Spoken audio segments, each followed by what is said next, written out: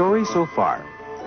All solids consist of little lumps of matter which are continuously vibrating to and fro in a latticework pattern. It is this latticework of little lumps that keeps the solid from falling apart.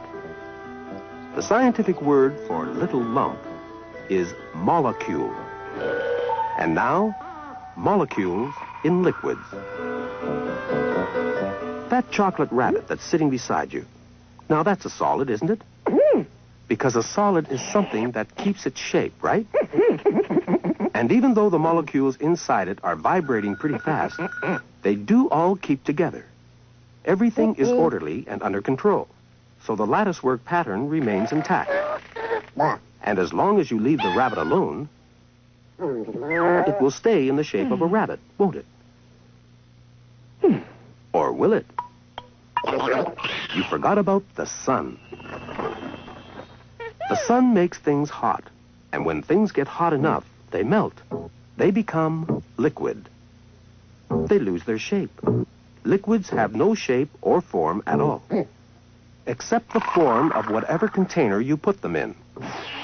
But if you leave a liquid alone, it will slop all over the place, as it's pulled down to earth by the force of gravity. In fact, it's so keen to get as close to the earth as it can that it will flatten itself out as it seeks the lowest possible level. But what happened to that nice, orderly arrangement of molecules that gave the rabbit its form? How could those well-behaved little molecules have allowed the solid chocolate rabbit to degenerate into this liquid chocolate splodge? Let's reverse the process and find out. The rabbit is sitting on the wall, all calm and collected and cool. If we could look at what's going on inside it, we'd see that its molecules are equally calm and collected, vibrating happily away in their latticework to a steady, even rhythm. Each pair of molecules being brought together by a mutual force of attraction, and then pushed apart by a mutual force of repulsion. Fine, until the heat of the sun gets to them. As the sun gets hotter, the molecules become more and more excited and go faster and faster, swinging to and fro more and more wildly. The hotter they get, the faster they go, until the inevitable happens.